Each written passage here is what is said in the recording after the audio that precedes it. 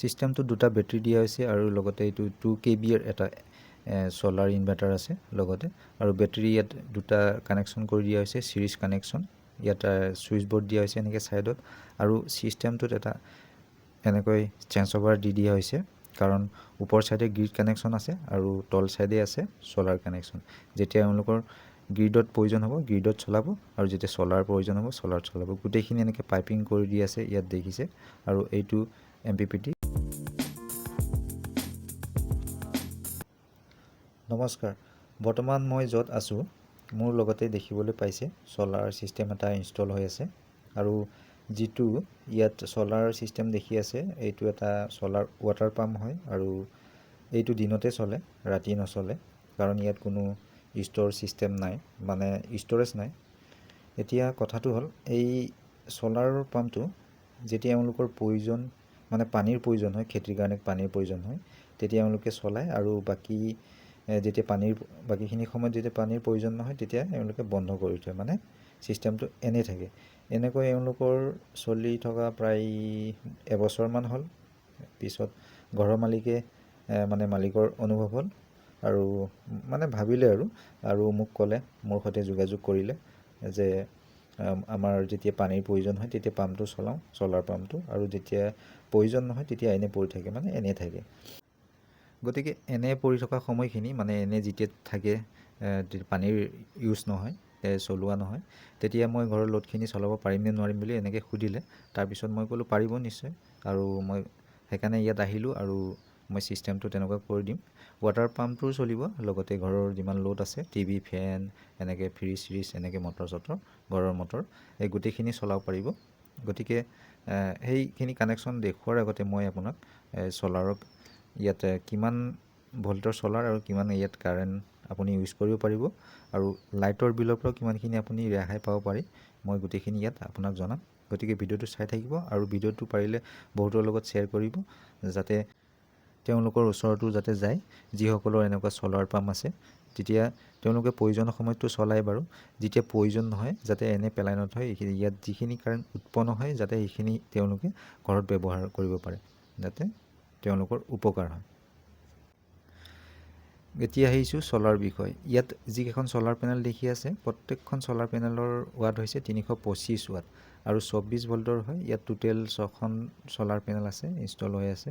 গতিকে 325ক যদি আমি 6ৰে ইনটু কৰোঁ, 6খন পেনেলক 1950 ৱাট ইয়াত আমি পাই আছোঁ। গতিকে আমি যদি দিনটো হিচাপত চাব যাওঁ, দিনটো নালাগে বাৰু, 8 ঘণ্টা মই ধৰিছোঁ, 8 ঘণ্টা হিচাপত যদি চাব যাওঁ, 1950 ইনটু 8 ইকুৱেল 15,600 ৱাট আমি 8 ঘণ্টাত পাই আছোঁ। গতিকে ইয়াক যদি আমি ইউনিটত চাব যাওঁ, ইউনিটত হাজাৰত যদি 1 ইউনিটকৈ চাব যাওঁ আমি 15,000 ধৰিছোঁ, 600টো বাদ দিছোঁ, 15,000 ডিভাইডেড 1000 কিমান হ'ব? 15 ইউনিট। আমি দিনটোত মুঠতে পাই আছোঁ 15 ইউনিট এই ছ'লাৰ পেনেল কেইখনৰ পৰা। 15 ইউনিট কাৰেণ্ট আমি ইয়াৰ পৰা আমি পাই আছোঁ। আচল কথাটো হ'ল ইয়াত আমি এতিয়া 15 ইউনিট, আমাক 15 ইউনিট নাপাম, কাৰণ ইয়াৰ পৰা লৈ যাব লাগিব ঘৰলৈকে যাওঁতে ইয়াৰ অলপ হ'লেও কাৰেণ্ট আমাৰ কনজিউম হ'ব। 2 ইউনিট বাদ দি পেলাই আমি 13 ইউনিট ধৰিব পাৰোঁ, 13 ইউনিট এটা আমি ধৰিব পাৰোঁ। এতিয়া মই ইয়াৰ কানেকশ্যনখিনি আপোনাক দেখুৱাই আছোঁ এই ছ'লাৰ পেনেল কেইখনৰ। মই ইয়াত যিখন ছ'লাৰ পেনেল আছে, 6খন টোটেল ছ'লাৰ পেনেল আছে, ইয়াত দেখি আছে 6খন, আৰু ইফালে ছ'লাৰ ৱাটাৰ পাম্পটো এইটো দেখি আছে, এইটো ইয়াতে ছ'লাৰ ৱাটাৰ পাম্পটো এনেকৈ ফিট কৰি থোৱা আছে এইটো ছাইডে, ইয়াত দেখি আছে, আৰু এইটো ছাইডে এইটো কণ্ট্ৰলাৰ আছে, এইটো ছাইডে এইখিনি যিখিনি বস্তু আছে ইয়াত ছ'লাৰ ৱাটাৰ পাম্প আৰু কণ্ট্ৰলাৰ গোটেইখিনি তেনেকৈয়ে থাকিব, ইয়াত কোনো সলনি নহয়, ইয়াত কোনো চেঞ্জ নহয়। যেতিয়া তেওঁলোকৰ ছ'লাৰ পাম্পটো দৰকাৰ হ'ব তেতিয়া ছ'লাৰ পাম্প চলাব, আৰু যেতিয়া ঘৰৰ লোড এনে থাকে ঘৰৰ লোডখিনি চলাব। ইয়াত মই মুঠতে 4খন পেনেলৰ মই দুখনকৈ চিৰিজ কানেকশ্যন কৰিম, দুখন এনেকৈ চিৰিজ কানেকশ্যন কৰিম। তাৰপিছত চিৰিজ কানেকশ্যন কৰি পেলাই মই ইয়াত দেখিছে এনেকৈ মই চিৰিজ কানেকশ্যন কৰি দিছোঁ। ইয়াত এনেকৈ দুখন মই চিৰিজ কানেকশ্যন কৰি লৈছোঁ, ইয়াত 2খন আৰু ইফালে 2খন, মুঠতে 4খন ছ'লাৰ পেনেল মই তেনেকৈ কৰিছোঁ। তাৰ পৰা মই দুখনকৈ চিৰিজ কানেকশ্যন কৰি আনি ইয়াত এইটো দেখিছে AGB বক্স, মই ইয়াত কানেকশ্যন দিম। এইফালে এনেকৈ AGB বক্সটো আছে, ইয়াত 3 in 1 out, এইটো যিটো AGB বক্সটো দেখি আছে। এইফালে এইকেইটা ফিউজ আছে দেখিছে, 3টা ফিউজ দি আছে ইয়াত, এইটো চাইডে 3টা ইয়াত ফিউজ আছে। আৰু লগতে এইফালে SPD এটা দি আছে, যিটোক কোৱা হয় চাৰ্জ প্ৰটেকশ্যন ডিভাইচ, বিজুলী ঢেৰেকনিৰ পৰা ই সুৰক্ষিত কৰি ৰাখিব।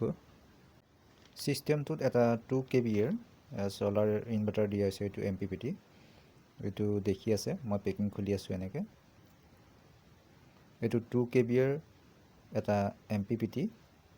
ইয়াত আপোনাৰ মেক্সিমাম চ'লাৰ পেনেল আপুনি ইয়াৰ কেপাচিটি হ'ল 2000 WP, মানে 2000 ৱাটলৈকে ইয়াত চ'লাৰ পেনেল কানেক্ট কৰিব পাৰিব। এইখন লগতে ৱাৰেণ্টি কাৰ্ড এখন দিছে, এইখন মই ছাইডত মালিকক দি দিছোঁ ভালকৈ থ'বলৈ কাৰণে।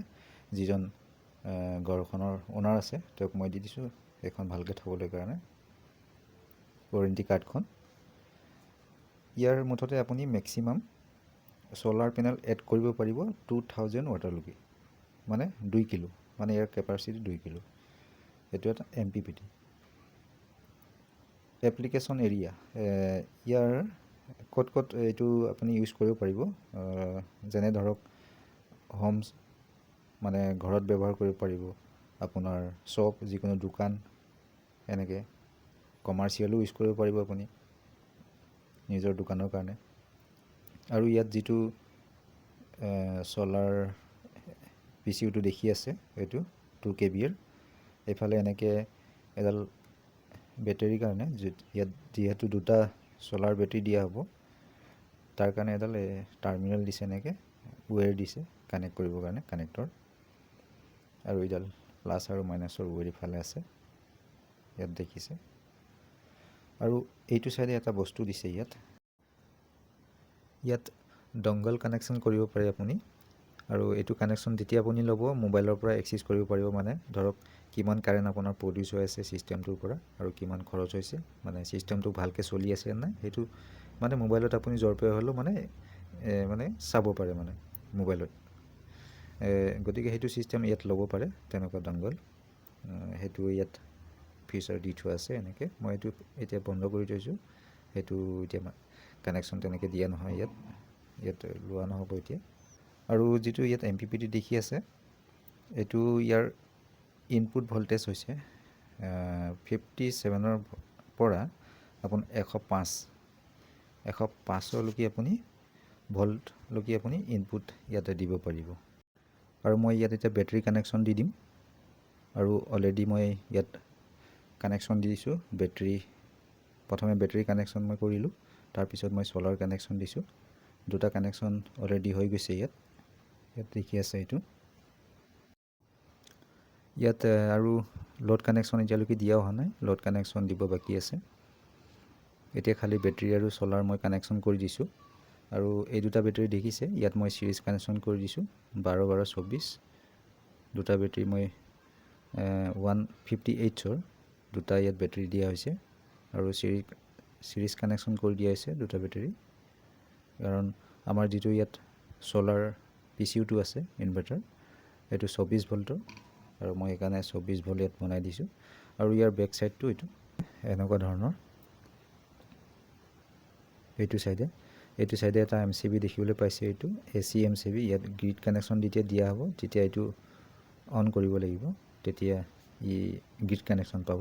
আৰু ইয়াত এইকেইটা কানেক্টৰ দিছে কানেকশ্যন কৰিবৰ কাৰণে। মই বৰ্তমান চ'লাৰ কানেকশ্যন দি থৈছোঁ ইয়াত, চ'লাৰ আৰু বেটেৰী কানেকশ্যন হৈ গৈছে, বাকী আউটপুট দিয়া নাই মই, একো দিয়া নাই। দুখন ফেন আছে ইয়াত ছিষ্টেম এই ইনভাৰ্টাৰটোৰ। আৰু ইফালে এটা দেখিছে, এইটো চাইডে এনেকৈ দেখিবলৈ পাইছে এটা MCB, এইটো চ'লাৰ MCB হয়। যেতিয়া চ'লাৰ কানেকশ্যন দি ইয়াত সেইটো MCB উঠাই দিব লাগিব, অন কৰিব লাগিব, তেতিয়া মই এতিয়া MCBটো ডাউন কৰি থৈছোঁ, এতিয়া ইয়াক অন কৰি দিওঁ। আৰু লগে লগে ডিছপ্লেত এইফালে শ্ব' কৰিব। মই ডিছপ্লেখন দেখুৱাই দিছোঁ আপোনাক, ইয়াত কি কি কানেকশ্যন দিয়া হৈছে। এতিয়া মোডত আছে, ইক' মোডত আছে। মই ইক' মোডত থৈছোঁ, EPS মোডো কৰিব পাৰি, কিন্তু EPS মোড নালাগে, মই ইক' মোডত থৈছোঁ। আৰু মই অন কৰা নাই ইনভাৰ্টাৰটো, ছুইচ অফ হৈ আছে। আৰু বেটাৰী টাইপটো দেখিছে টিউবুলাৰ বেটাৰী ইউজ ইয়াত দিয়া হৈছে, সেইকাৰণে টিউবুলাৰ ইয়াত থৈছোঁ। আৰু প্ৰায়ৰিটিটো দেখিছে SGB, মানে ছ'লাৰ গ্ৰিড বেটাৰী। আৰু গ্ৰিড অফ আছে, গ্ৰিড কানেকশ্যন মই নাই দিয়া, সেইকাৰণে ইয়াত অফ দেখুৱাইছে। ইয়াত দেখি আছে ডিছপ্লে। আৰু ছ'লাৰ অন হৈ আছে, ছ'লাৰ আৰু বেটাৰী কানেকশ্যন বৰ্তমান দিয়া হৈছে। ইয়াত লোড মই এতিয়ালৈকে দিয়া নাই, বৰ্তমানলৈকে মই লোড কানেকশ্যন নাই দিয়া, সেইকাৰণে অফ দেখুৱাইছে ইয়াত। এইটো হৈছে 2 kVA 24 ভল্টৰ MPPT, ইয়াত দেখি আছে। এতিয়া মই গোটেইখিনি কানেকশ্যন দিছোঁ ইয়াত, লোড কানেকশ্যন গোটেইখিনি ইয়াত দি দিয়া হৈছে। এনেকৈ ইয়াত দেখি আছে, ডিছপ্লে অন হৈ আছে।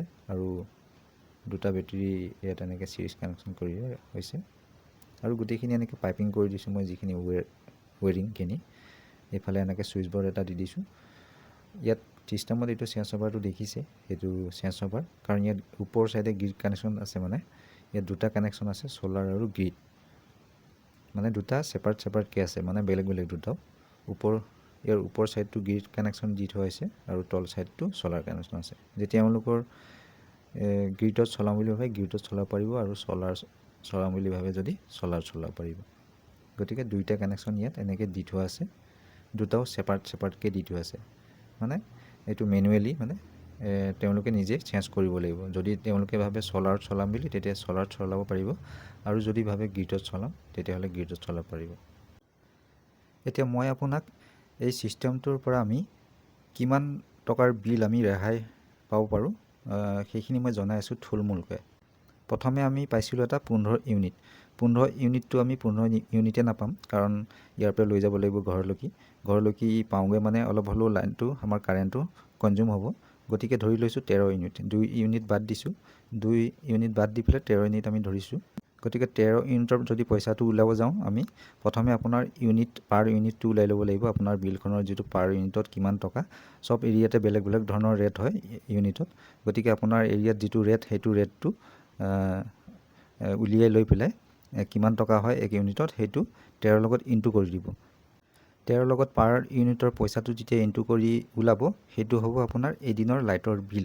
তাৰপিছত কি কৰিব, সেই এদিনৰ লাইটৰ বিলটো আপুনি 30 ডেইজৰ লগত ইনটু কৰি দিব। 30 ডেইজত ইনটু কৰি যিটো আপোনাৰ লাষ্টত শেষত ওলাব, সেইটো হ'ব আপোনাৰ 1 মাহৰ বিল। আৰু সেই 1 মাহৰ বিলটোৱে আপোনাৰ ইয়াত ৰেহাই পাব। মোৰ অনুমানত 2000 পৰা 2500 টকা এটা আপোনাৰ ৰেহাই হৈ আছে।